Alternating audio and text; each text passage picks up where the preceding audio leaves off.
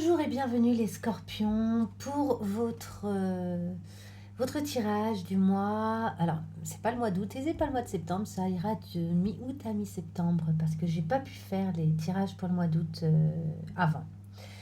Les scorpions, vous êtes dans la transformation éternellement, hein. Vous êtes des personnes qui se renouvellent, qui apprennent, qui essayent de comprendre. C'est l'un vraiment des processus qui est spécifique à vous. Et on voit aussi, vous êtes des êtres sensibles, hein, vous êtes des signes d'eau. Et comme la plupart des signes d'eau, vous êtes dans l'émotionnel. Très sensible aux émotions en fait, hein, très sensible à ce monde-là, comme les cancers, et je ne sais plus, le troisième signe d'eau, c'est les poissons. Donc c'est vraiment l'émotionnel. Pas que, évidemment, c'est la créativité, c'est plein d'autres choses, mais il y a beaucoup d'émotionnel. Et je parle de ça parce que votre dos de deck pour ce mois-ci, c'est la reine de coupe. La reine de coupe qui est au contact de ses émotions et qui est dans une certaine maîtrise de ses émotions. Elle ne les subit pas, elle vit avec, elle est très connectée à son intuition également. Donc vous êtes vraiment là-dedans ce mois-ci, on peut le voir. Et à côté de ça, on voit déjà parmi les cartes conseils, celle-ci s'est retournée, donc je vous la montre, sans pluie, pas de fleurs, et on voit ici des yeux qui pleurent, mais qui arrosent en fait un sol qui va donner des fleurs magnifiques. Sans ces larmes, en quelque sorte, sans ces émotions qui s'évacuent, il n'y a pas la possibilité de créer cette fleur. Et ça fait partie des conseils qu'on vous donne, c'est d'accueillir vos émotions ce mois-ci, absolument, tout particulièrement ce mois-ci, vraisemblablement. Donc voilà déjà pour annoncer un peu le programme. On va ensuite retourner les cartes, mais avant toute chose, j'aimerais vous dire, comme d'habitude, de ne prendre que ce qui résonne, comme d'habitude, de bien garder votre libre arbitre. Si ce tirage-là ne correspond pas du tout à ce que vous vivez actuellement, à ce que vous traversez, n'hésitez pas à changer de signe. Je vous rappelle que vous pouvez consulter vos signes solaires, lunaires, ascendants, voire même vénusiens. Donc vous avez le choix, ça vous permet d'aller vers le tirage qui va vous accompagner au mieux ce mois-ci, dans vos démarches, dans vos réflexions, dans ce que vous traversez. Donc si ça ne résonne pas, changez. Qu'est-ce que je voulais dire aussi? Bienvenue au nouveau. Soyez les bienvenus. Si vous débarquez ici, il n'y a pas de hasard. C'est que peut-être qu'on devait se rencontrer. Vous deviez rencontrer mes vidéos. Et donc merci. Merci à tous ceux qui me suivent aussi. Vous êtes de plus en plus nombreux. Ça me fait très plaisir. Et enfin, n'hésitez pas à liker si ces vidéos vous plaisent, parce que pour moi c'est très encourageant, et à me mettre un petit mot si ça a particulièrement résonné. Pour savoir si ça a particulièrement résonné, d'ailleurs des fois il vaut mieux attendre et re-regarder la vidéo 2 semaines après ou des choses comme ça, pour avoir d'un coup une lecture bien différente des événements qu'on est en train de traverser. Ça peut être intéressant. Moi ça m'arrive de regarder mes vidéos, mes propres vidéos, pour mes signes, et je les regarde des fois 2-3 semaines après les avoir faites, et d'un coup j'ai une lecture de ce que je suis en train de vivre qui est assez intéressante et qui enrichit vachement ce que je suis en train de vivre. Allez, ça c'est dit, on y va. Donc, quelles sont les cartes qui vous accompagnent ce mois-ci? Vous avez tout d'abord le soleil, très jolie carte, le soleil. Donc ça, c'est ce que la vie veut vous apprendre. La vie veut vous ramener au soleil. Et il est marrant d'ailleurs ce soleil parce qu'il tire la tronche, il n'est pas très joyeux. Et il semble envoyer des larmes ou des je sais pas quoi. Mais on parle aussi de l'âme sœur ou de l'effet miroir. On parle de beaucoup de choses avec cette carte. De la construction dans la joie, dans la confiance. Ça peut être aussi synonyme d'engagement, le soleil, avec le pape de surcroît ou avec l'amoureux. Alors là, en général, ça parle de relation. Là, la carte est seule, donc on va voir vos autres cartes. Qu'est-ce que nous avons? Nous avons le 10 de Pentacle, la Tempérance, le 4 de Coupe, le 3 de Bâton, la Mort, qui, je le rappelle, est une carte de transformation, le 4 d'épée, le Roi d'épée, l'Ermite et le 9 d'épée. Alors, déjà, rien qu'en voyant ces cartes-là, je peux vous dire que vous êtes dans une période où vous aspirez vraiment à la tranquillité. Vous aspirez à ce que les choses s'apaisent en vous, vous êtes prêt à passer par un moment de solitude si nécessaire pour pouvoir le faire, parce que ce qui vous préoccupe le plus, c'est de trouver une forme de sérénité et de bien-être. Pour autant, à la fin du mois, vous serez quand même peut-être un petit peu avec des idées, des vieilles idées qui reviennent encore un peu et que vous devrez encore nettoyer. Mais le chemin que vous faites, il est très intéressant, il est très apaisant. On va aller plus dans le détail. Tout d'abord, on a vous concernant et votre énergie, comment votre énergie circule. Nous avons ce 10 de Pentacle et cette tempérance. Le 10 de Pentacle et la tempérance ensemble, ça nous parle quand même d'un sentiment de bien-être, de partage, d'avoir envie d'être avec des proches, d'avoir envie d'être avec les siens, de partager les choses vraiment concrètement dans la matière, de partager des moments et de trouver un équilibre grâce à ça, de trouver votre équilibre grâce à ça, d'essayer d'apaiser les choses, que ce soit en vous ou avec l'extérieur, d'essayer de... ça, c'est vraiment votre énergie motrice de ce mois-ci qui va très bien avec la Reine de Coupe et avec le Soleil. Vous aspirez à plus de joie, même le monde autour, l'univers essaye de vous rappeler la joie qui est en vous, donc ça peut se manifester par le fait d'être bien accompagné et de partager de bons moments.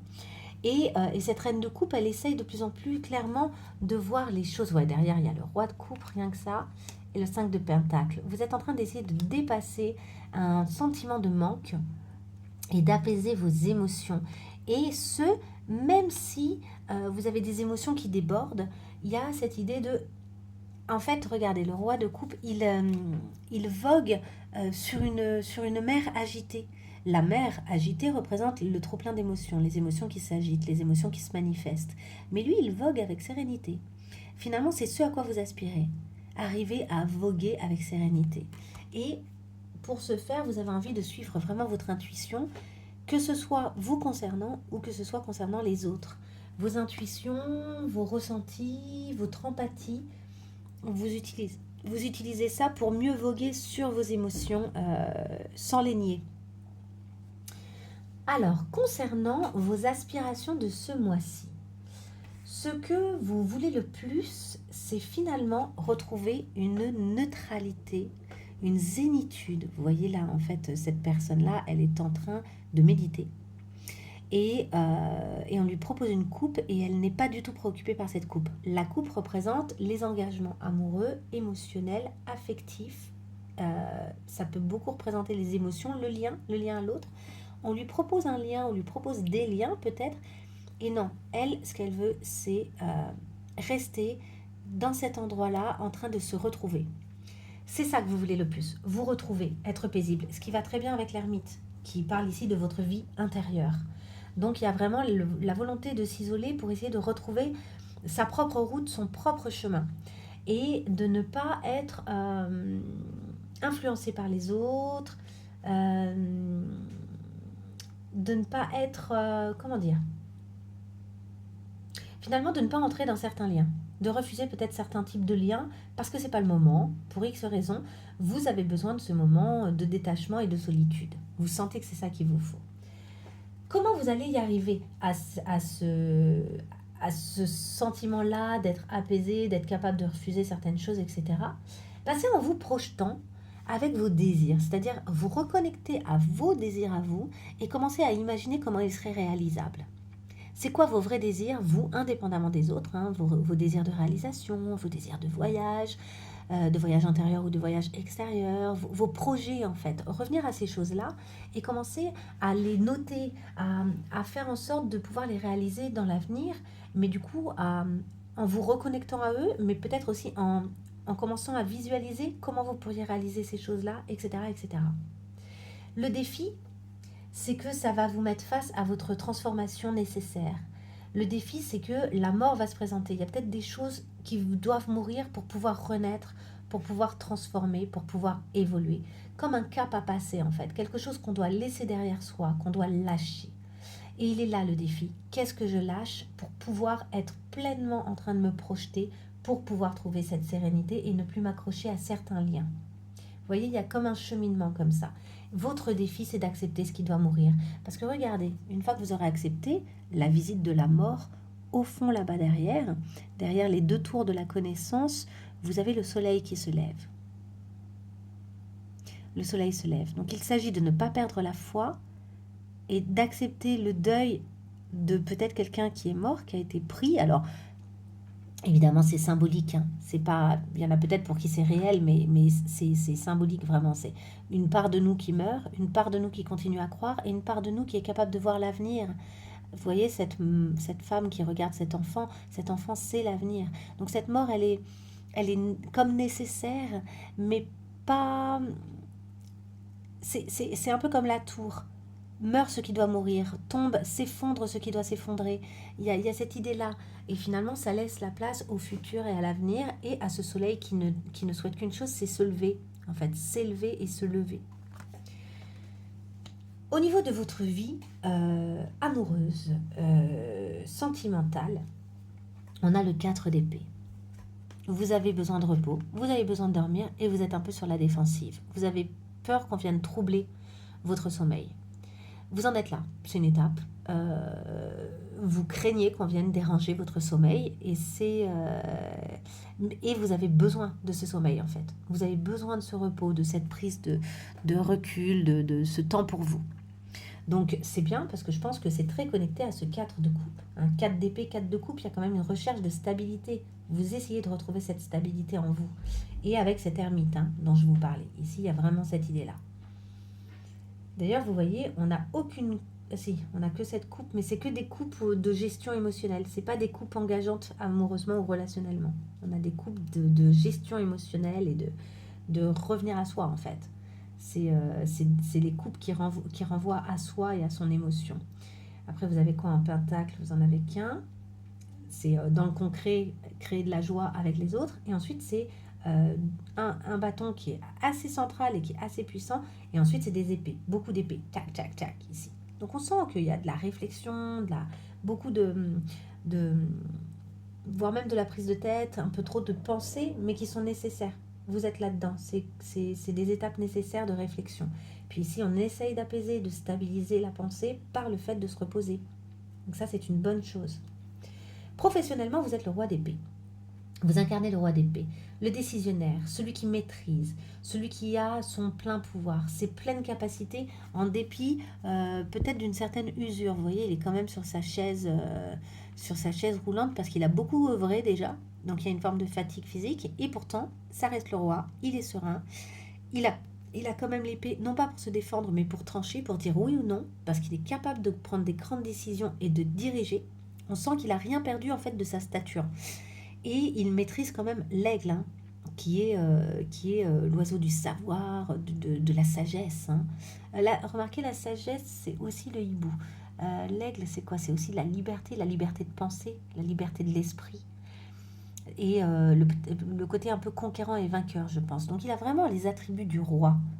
Et il a la sagesse. Le roi d'épée, il y a aussi cette idée de, ça y est, les pensées... en fait, c'est la maîtrise absolue de la pensée.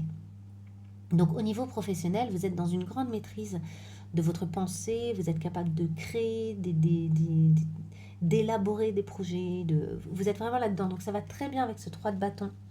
Je pense que ça fait peut-être partie des choses où vous avez des désirs de réalisation et que c'est intéressant là d'élaborer les choses en fonction de vos désirs, grâce à votre pensée qui est déjà bien aboutie en fait, qui est capable de bien réfléchir à beaucoup de choses. Je pense que vous avez acquis des connaissances en fait qui vous seront utiles pour ces projets-là. Vous êtes ce roi quoi, qui va être capable de se projeter dans l'avenir et d'envisager des nouvelles choses. Au niveau de votre vie intérieure, on en a parlé tout à l'heure, vous avez l'ermite. L'ermite, c'est celui qui trouve son propre chemin par lui-même dans l'obscurité. C'est celui qui va sonder un peu ses ombres personnelles, mais pas nécessairement pour aller remuer la vase. C'est plutôt pour trouver son chemin à l'intérieur de cet endroit avec des ombres. C'est plutôt pour éclairer ce chemin et finalement faire en sorte que les ombres ne soient plus des zones d'ombre et que ça devienne des endroits où ça y est, vous avez fait de la reconnaissance. En fait, c'est un peu la reconnaissance d'un chemin, quoi. On trouve son propre chemin au milieu des aléas de sa propre psyché, je dirais, de son propre esprit, mais aussi au milieu des aléas de la vie. On décide pour soi-même et par soi-même de trouver son chemin. Donc sans influence, en ou en tout cas juste les influences qu'on choisit. Par exemple, de regarder cette vidéo, il y a une forme d'influence, mais elle est très légère, je pense, et elle vous retire rien à votre libre arbitre. Et il y a cette idée de qu'est-ce que j'écoute, qu'est-ce que je regarde, est-ce que je vais voir des œuvres d'art, est-ce que je regarde certains films, est-ce que je lis certains livres, est-ce que je m'aère, est-ce que je me mets au contact de la nature, est-ce que j'essaye de voir du monde, quelles sont les actions que je vais poser sur ma route à moi pour essayer de l'éclairer au mieux tout en étant vraiment le décisionnaire de ça. Je décide. Après, peut-être que certains d'entre vous subissent une sorte de sentiment d'isolement, de solitude, mais qui est nécessaire. Là, moi, cet ermite, je le vois plutôt de façon très positive. Il y a des fois où on sent qu'avec certaines cartes, c'est vraiment une solitude subie. Ici, non. Ici, vous êtes dans une période de transformation qui est... En fait, regardez, avec cette ermite, la mort et la tempérance, je veux dire, en termes d'arcane majeur, vous avez vraiment la solitude nécessaire à la transformation pour équilibrer des choses à l'intérieur de vous et dans votre vie. C'est vraiment ça l'énergie. Donc c'est très joli. Enfin, à la fin du mois, nous avons ce 9 d'épée qui ressort. Le 9 d'épée, c'est les pensées limitantes. Vous pourriez, à la fin du mois, ce serait possible, ou courant de la fin du mois, hein, donc vu que le mois va du 15 août au 15 septembre, ça pourrait être aux alentours du 7 septembre, un truc comme ça. Donc un peu après la rentrée, vous aurez peut-être des pensées limitantes qui reviennent un peu. Mais ce sera quelque chose à régler le mois prochain. Mais ne soyez pas surpris si à un moment, alors que vous avez cheminé comme ça, vous avez certaines pensées limitantes qui reviennent. Parce que le chemin, il n'est pas facile, fluide. Il y a forcément des allers-retours, il y a forcément des questionnements. Donc ce ne serait pas étonnant que vous passiez par des moments de... Et puis le 9, ça veut dire aussi que vous arrivez au bout du processus. Le 9, c'est la fin. Donc vous allez avoir les pensées peut-être limitantes ou des vieilles pensées qui viennent se représenter à votre porte. Ce sera pour mieux les régler. Ce sera pour mieux leur dire au revoir. Mais cheminez déjà, parce que là, vous faites un gros nettoyage. Et ce sera un peu, j'ai l'impression, les dernières choses qui vont ressortir en mode « Hey, on tape encore à la porte, regarde, il y a peut-être encore ça à cleaner. » Et je pense que vraiment, vous êtes invité à les nettoyer, ces choses-là, par l'acceptation de vos émotions et en acceptant les surprises. On vous dit que votre moi supérieur pourrait vous surprendre si vous nettoyez vos mémoires. C'est-à-dire que, moi ce que j'entends par là, c'est qu'il pourrait y avoir un super rebond. Si vous acceptez les pleurs, si vous acceptez le fait de lâcher prise, de laisser les émotions s'exprimer, vous pourriez être très surpris et vous retrouver finalement...